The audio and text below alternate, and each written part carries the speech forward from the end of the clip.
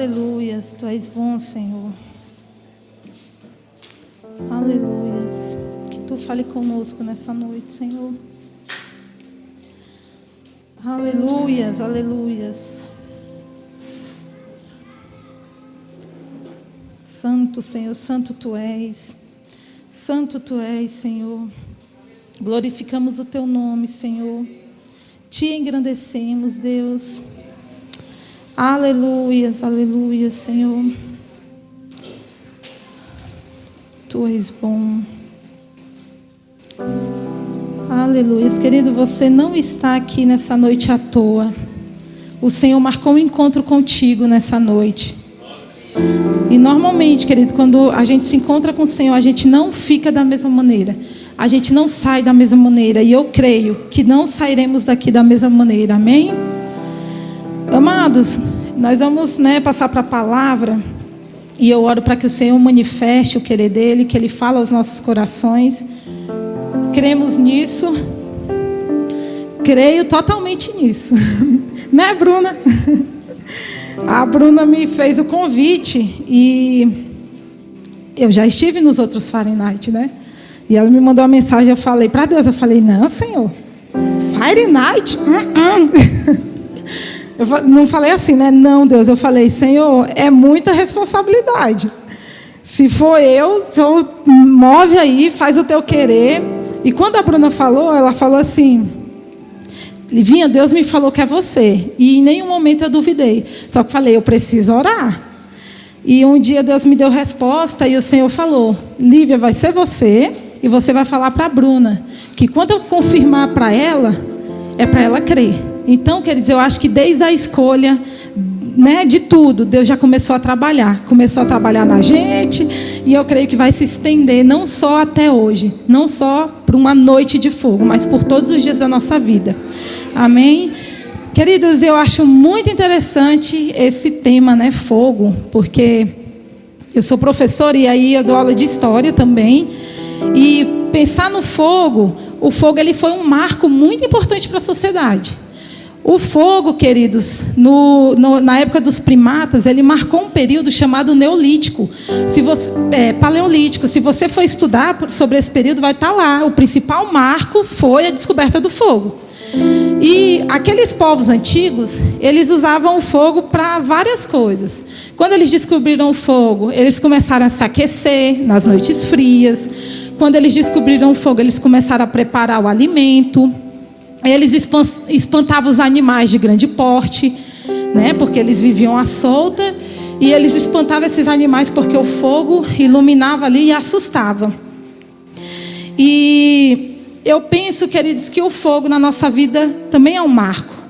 O fogo de Deus é um marco na nossa vida quando a gente decide ter em nossos corações. Assim como na história ele marca um período, na nossa caminhada cristã o fogo vai marcar um período. Vai falar, a partir daqui vai ser diferente. A partir daqui você vai iluminar. Os monstros do mundo que vierem se assustarão com a sua luz. A partir daqui, agora você vai preparar o alimento para alimentar outros que precisam ouvir minha palavra. A palavra do Senhor nos diz que Ele é o pão do céu. Então esse fogo, ele prepara esse alimento, onde a gente pode dar esse alimento. Esse fogo quando arde em nós. E é desse jeito o fogo em nossas vidas. E em Levítico, não é o tema principal, mas eu quero só ler aqui, porque eu acho tão interessante Levítico 6, o 12 e o 13. Levítico 6...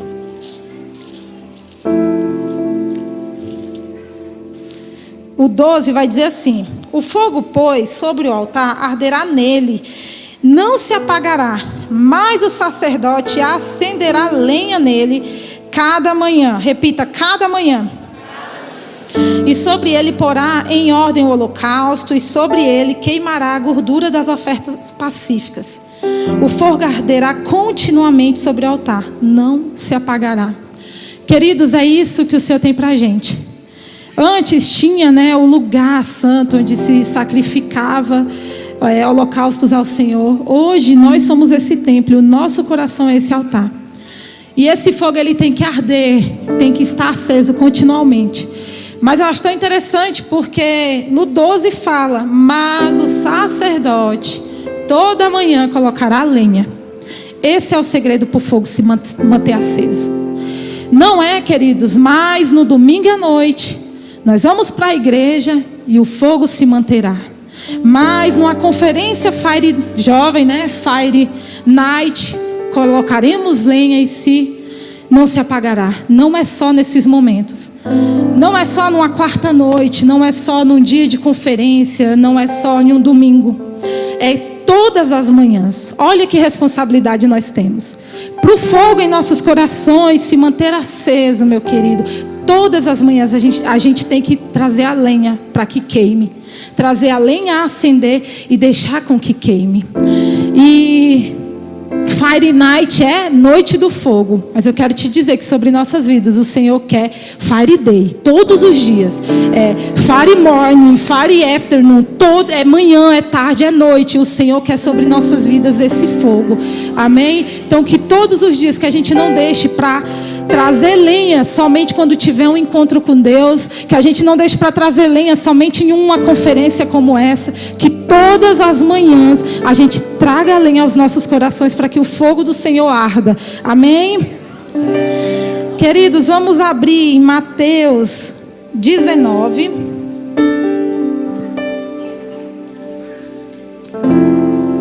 Mateus 19, 16 ao 22. Nós vamos ler aí.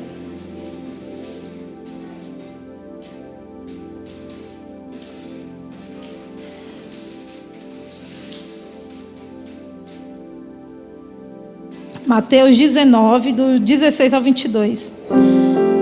Porque, amados, é uma responsabilidade nossa. A canção que a gente declarou hoje fala: nos tornamos responsáveis. É a nossa responsabilidade deixar esse fogo aceso.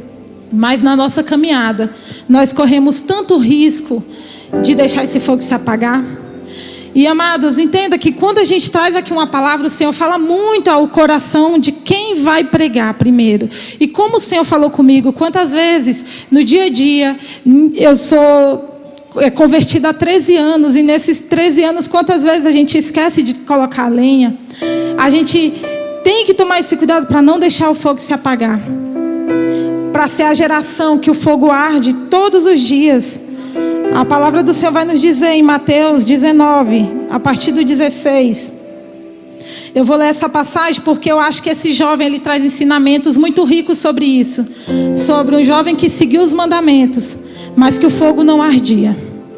Eu não sei no seu coração, queridos, mas o fogo no meu coração arde para que eu faça a diferença nessa terra, mas que principalmente que eu seja salva, que eu vá morar em um lugar eterno com o meu Deus. Esse é o motivo do fogo arder no meu coração. É o que me motiva todas as manhãs, é saber que eu tenho uma morada eterna, uma morada celestial. E seguir os mandamentos do Senhor é muito importante, mas não é o suficiente. Muitas vezes o Senhor nos convida a abrir mão de outras coisas. E a palavra do Senhor vai nos dizer sobre o jovem rico. Mateus 19, do 16 ao 22. E eis que, aproximando-se dele um jovem, disse-lhe: bom mestre, que bem farei para conseguir a vida eterna? E ele disse-lhe: por que me chamas bom? Não há bom, senão um só, que é Deus. Se queres, porém, entrar na vida, guarda os mandamentos. Disse-lhe ele: quais? E Jesus disse: não matarás, não cometerás adultério, não furtarás, não dirás falso testemunho. Honra o teu pai e a tua mãe, e amarás o teu próximo como a ti mesmo. Disse-lhe o jovem: tudo isto tenho guardado desde a minha mocidade. Que me falta ainda? Disse-lhe Jesus: se queres ser perfeito, vai, vende tudo o que tens, dá-os aos pobres e terás um tesouro no céu, e vem e segue-me. E o jovem, ouvindo esta palavra, retirou-se triste, porque possuía muitas propriedades. Queridos, e aqui eu quero falar hoje sobre mantendo o fogo que o Senhor nos convida a ter em nossos corações. Esse jovem, querido, me ensina tanto, porque como nós vimos, ele seguia ali os mandamentos, mas quantas coisas ele precisava mudar, né? Ele precisava ali vender o que ele tinha para herdar a vida eterna.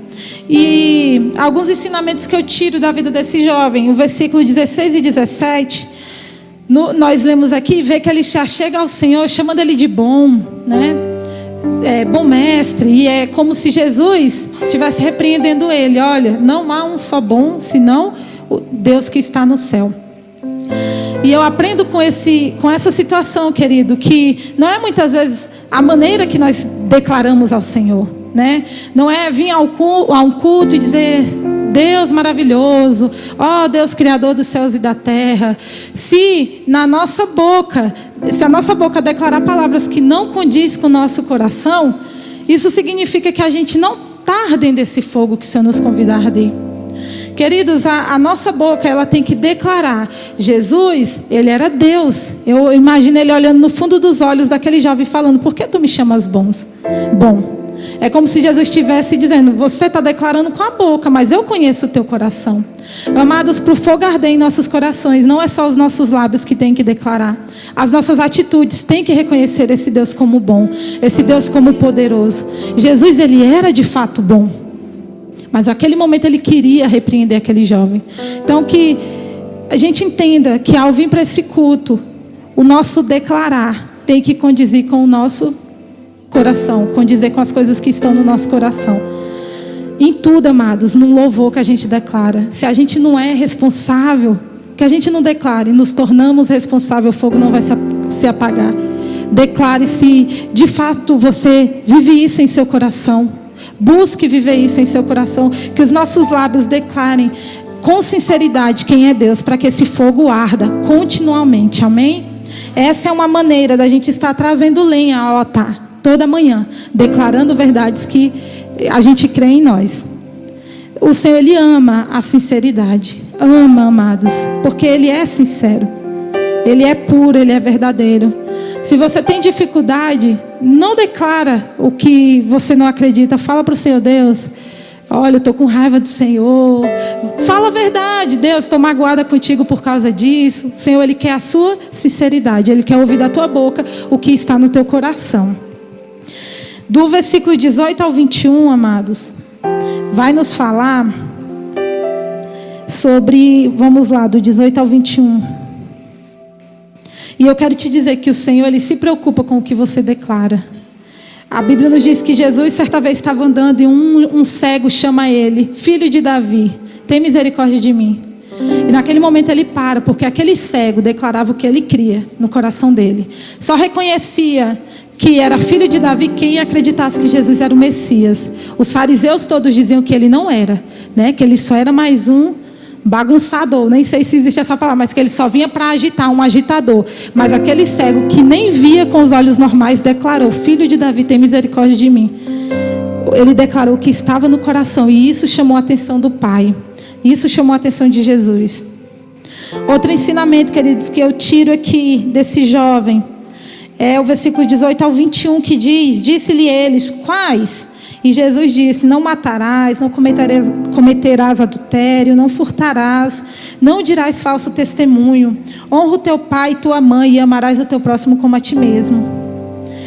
E a gente vê aqui que ele pergunta: esses daí, ele fala, esses daí eu já tenho seguido, esses mandamentos. E eu entendo, queridos, que não é o simples fato da gente seguir mandamento que determina que o fogo arde.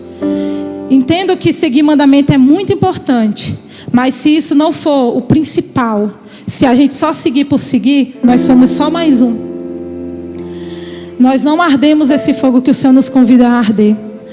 Quando nós nos prendemos aos nossos desejos, por exemplo, aquele jovem, ele seguia, e eu vejo até um pouco de arrogância nele, né? Isso aí eu faço desde a minha mocidade. Arrogância é outro fato que nos distancia desse fogo para arder em nossos corações. E eu vejo ele como soberbo, arrogante. E Jesus, ele pede algo, né? Fala: olha, vai, faz tudo isso, vai lá, vende tudo que você tem e vem e me segue. E não era só cumprir os mandamentos, mas fazer também o que o Senhor queria que ele fizesse. Queridos, Deus, né, em nossa vida, o que pode se tornar Deus é tudo aquilo que toma o lugar de Deus. Isso pode se tornar um Deus na nossa vida. E pode ser que a gente siga mandamentos, mas que a gente tenha um Deus específico que não é o Deus Todo-Poderoso. E isso é perigoso. E é importante, na nossa caminhada, seja você que o fogo já ardeu um dia, que o fogo está ardendo, você que o fogo vai arder a partir de hoje. É importante sim seguir mandamentos, mas entender que quando o Senhor pede para nós abrirmos mão de alguns deuses, é necessário abrir. Porque isso é que garante uma vida plena, uma vida queimando diante do Senhor. Quantos deuses, né? Eu fico parando para pensar quantos deuses em nossa vida, muitas vezes nós levantamos. Às vezes o Deus, né, de nossa vida, às vezes a gente vem para a igreja, segue os mandamentos, faz tudo direitinho, mas às vezes quando Deus pede para a gente abrir mão de um relacionamento, a gente não consegue. Às vezes quando Deus pede para a gente acreditar mais na gente, né? Ou deixar de ser arrogante, ou deixar de ser soberbo, ou deixar de se sentir inferior. Mas nós preferimos nos prender a esses sentimentos. Às vezes o Deus de nossa vida são amizades que nos distancia dele. Às vezes são atitudes nossas mesmo. Às vezes é não dedicar tempo ao Senhor. E não é só um mandamento, entenda isso. Não é só um mandamento. E entenda também que é muito importante seguir o mandamento. Nós devemos fazer isso. Mas é abrir mão do que tem sido o centro. Se não for Jesus. Se for Jesus, a gente permanece até o fim, amém? E o versículo 22 que fala: e o jovem, ouvindo essa palavra, retirou-se triste, porque possuía muitas propriedades. Queridos, está em nossas mãos o poder de escolher. O Senhor, Ele vai nos mostrar o caminho, mas está em nossas mãos o poder de escolher se vamos querer arder ou não, se vamos querer abrir mão ou não, amém? Aplauda o Senhor, vocês estão caladinhos.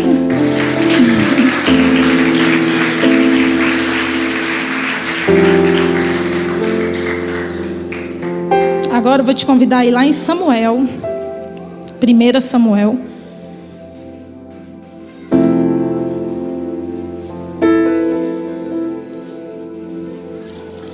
Amém. Escolha levar a lenha para o altar todas as manhãs. Amém, amados?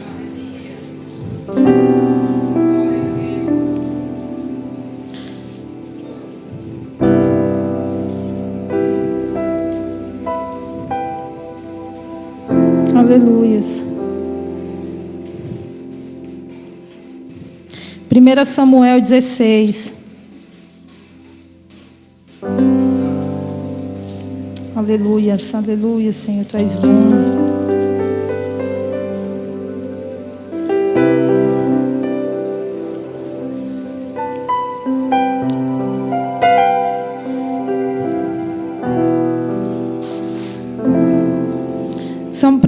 Primeira Samuel 16, queridos. Nós vamos ler o versículo 1, 11 e depois até o 13. Vai contar a história da unção de Davi, quando Deus manda Samuel ir ungir Davi. E eu vou contar um pouquinho da história, mas eu vejo já Davi como um homem, pelo menos no início da caminhada dele, um homem cujo fogo ardia no coração. As atitudes que aquele homem tomava.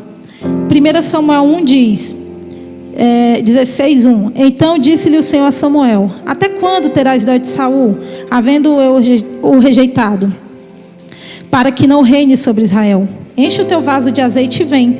Enviar-te-ei a Jessé, o belamita, porque dentre os filhos me tenho provido de um rei. O 11 até o 13 agora. Então disse mais Samuel a Jessé: acabaram-se os jovens? E disse: ainda falta o menor, e eis que apacenta as ovelhas. Disse, pois, Samuel a Jessé: envia e manda-o chamar, porquanto não nos assentaremos em roda da mesa até que ele venha aqui. Então mandou em busca dele e o trouxe, e era ruivo e formoso de semblante e de boa presença. E disse o Senhor: levanta-te e unge-o, porque este mesmo é. Então Samuel tomou o vaso de azeite e ungiu-o no meio dos seus irmãos. E desde aquele dia em diante o Espírito do Senhor se apoderou de Davi. Então Samuel se levantou e tornou a Ramá. Queridos, a palavra do Senhor nos conta a história desse jovem, né? Davi, quando era jovem, ele, se você for ver a história, ele era rejeitado por seu pai, por seus irmãos. Dentro da casa dele ali, na própria casa ele era rejeitado. Ele ficava no quintal, cuidando das ovelhas. o irmão dele, Eliabe, dá uma raiva, gente, de Eliabe, muito arrogante, fala, né, chama as poucas ovelhas que Davi cuidava, e o Senhor precisava levantar um rei, ungir um rei, e manda Saul para a casa de Jessé, e o escolhido é esse jovem que ficava lá no fundo do quintal cuidando de poucas ovelhas. E eu quero te dizer, queridos, que você é escolhido. A palavra do Senhor vai nos dizer que não fomos nós que escolhemos a Ele, mas que Ele nos escolheu. E quando eu digo que você veio aqui essa noite porque você é escolhido, porque a palavra do Senhor nos assegura isso. Quero te dizer que você não passou por aquela porta à toa, que muitas vezes somos nós, esses que estão lá no fundo do quintal cuidando de umas poucas ovelhas, mas é esse que o Senhor escolhe. Esse aqui o Senhor escolhe para honrar, para falar, você é escolhido para arder o meu fogo. E eu quero te dizer que você passou por essa porta, para o Senhor te dizer, você é escolhido para arder o meu fogo. Amém?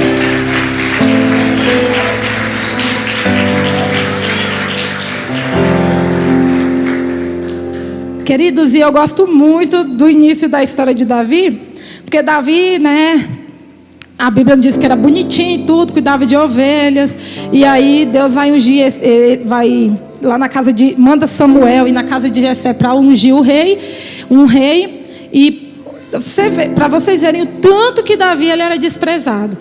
Eles foram convidados, né, para oferecer o holocausto, e o Senhor usou desse pretexto para ungir o rei. E Jessé apresentou todos os filhos dele, começando pelo bendito Eliabe. Apresentou e Samuel fala, deve ser esse. E Deus fala, olha, Samuel, você olha para a aparência, mas eu olho para o coração. E aí foi o segundo, o terceiro, passaram 7. E Davi era o 8º. E, queridos, o Senhor, como ele disse para Samuel, você olha para a aparência, mas eu olho para o coração. O Senhor, ele queria um coração que ele pudesse encher de fogo. E esse coração foi o de Davi. E é o nosso coração que o Senhor vai encher de fogo nessa noite, amém? Amados, e aí o Senhor unge Davi. Davi vem e o Senhor manda Samuel ungir a ele. E ele unge, como nós vimos. Ele volta, Samuel unge e volta para Ramá, né, para a terra lá dele. E eu acho muito bacana no versículo 13 que fala assim, ó. Então Samuel tomou o vaso de azeite e ungiu no meio dos seus irmãos. Olha a honra vindo. Quando o Senhor encontra um coração disponível para derramar o fogo dele, a honra vem, queridos. Nós vamos ser a diferença no meio dos nossos. E desde aquele dia em diante, o Espírito do Senhor se apoderou de Davi. Queridos, eu leio essa palavra assim, e desde aquele dia em diante, o fogo do Senhor se apoderou de Davi. Porque a palavra do Senhor nos diz que o Espírito Santo, né, que Deus ele é fogo, o Espírito Santo se manifestou como línguas repartidas como de fogo. Então, daquele dia em diante, o fogo começou a arder em Davi. E aqui a gente começa a ver um Davi que aparece na Bíblia, né, que mostra ali os feitos dele. E eu trago para a nossa vida essa noite ensinamentos que quando nós decidimos, quando nós temos um coração disposto a ter o fogo do Senhor, nós podemos viver da mesma forma. Primeira coisa que eu aprendo aqui na história de Davi é que quando o fogo arde em nossos corações, a gente espera o tempo do Senhor.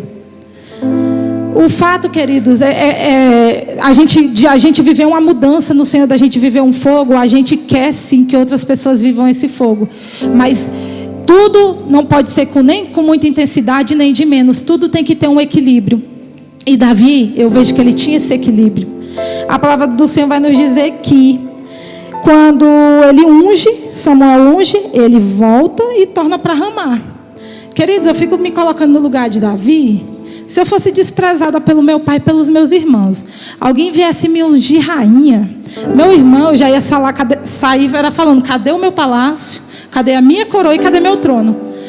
Mas Davi não. Samuel volta e Davi, sabe o que ele faz? Volta a apacentar ovelhas. Quando o fogo arde em nossos corações, a gente entende, a gente aprende a respeitar o tempo do Senhor. Às vezes a gente não compreende, né? Davi, fui ungido e estou aqui. Às vezes a gente não compreende, mas em Deus a gente aprende a esperar o tempo dele, porque a gente sabe que é o melhor. Se a gente for ver a história, Davi foi reconhecido rei, né? Foi tomar o lugar mesmo de rei bem depois, porque ele precisava esperar Saul morrer. E ele esperou. Então, quando temos o fogo em nossos corações, esperamos o tempo do Senhor. Outro aprendizado que eu tiro, queridos, com Davi, é que a Bíblia vai nos falar que o rei atual era Saul, um espírito perturbava ele. E eu tenho certeza que você conhece algum perturbado, não conhece? Eu conheço alguns, viu, gente?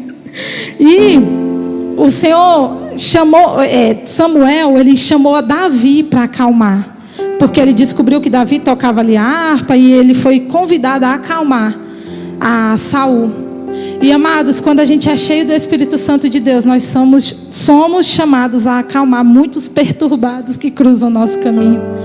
Queridos, quantas pessoas, quando eu falo perturbado, querida, quantas pessoas que não conhecem a Cristo, que, né, tem sua alma aflita, o Senhor nos chama para fazer isso, quando nós decidimos queimar o fogo dele, quando nós temos um coração disponível para arder esse fogo, o Senhor nos chama a acalmar esse tipo de pessoa, amém? A Bíblia vai nos falar que Davi, ele acalmava, né? E os irmãos, ele ficou um tempo com Saul acalmando, tocando para o espírito ir embora. E teve um momento que os filisteus, eles começaram a se levantar contra o povo de Israel, querendo guerra, querendo posse de terra, querendo fazer o povo escravo.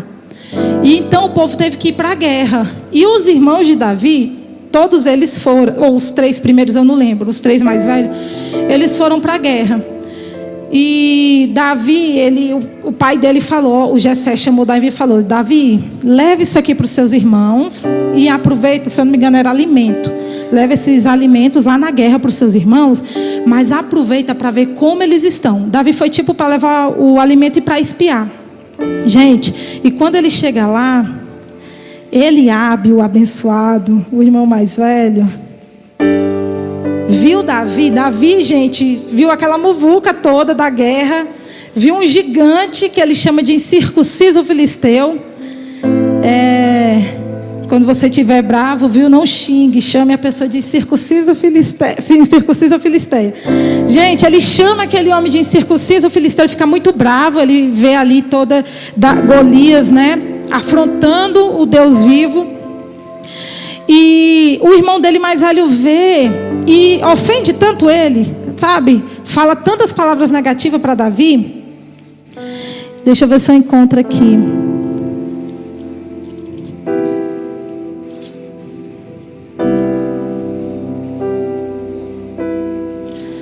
Depois você lê e você encontra. Porque o irmão dele é grosseiro com ele. Mas sabe o que Davi faz? Simplesmente sai. Simplesmente sai de perto do irmão. Querido, quando nós temos o fogo do Senhor, nós não nos importamos com as opiniões alheias. Nós simplesmente nos distanciamos. Nós simplesmente cremos no Deus que nós servimos. Temos a certeza de quem Ele é em nossas vidas. Amém? E, queridos, a maior lição que eu aprendo aqui na vida de Davi, a última que eu quero trazer para a gente, é porque ele via, com o fogo ardendo no coração dele, ele não viu um problema. Ele viu o Senhor dele acima de qualquer problema. Quando aquele gigante filisteu aflige, afronta o povo, ele ficou tão chateado. Ele falou: mas quem é esse que afronta o meu Deus? Eu vou enfrentar ele. Querido, quando nós temos o fogo, nós vemos o tamanho do nosso Deus e não simplesmente o problema em nossas vidas. E eu quero encerrar lendo. Eu vi um post, eu achei tão interessante, falando sobre Davi. Falando que, diz assim: o fato de não acreditar em você prova onde você chegará. Davi viveu isso. E aqui eu troco o fato de não acreditar em você pelo fato do fogo que você carrega em você. Prova onde você chegará. Davi viveu isso. Jessé, seu pai, o esqueceu. Saul não acreditou nele e Golias zombou dele. Resultado: Jessé ficou sem empregado, Saul ficou sem trono e Golias sem a cabeça. O descrédito dos outros revela que existe um propósito de Deus sobre a sua vida. Eu quero te dizer, o fogo do Senhor sobre a sua vida revela que existe um propósito de Deus sobre você. Amém? Se coloque de pé.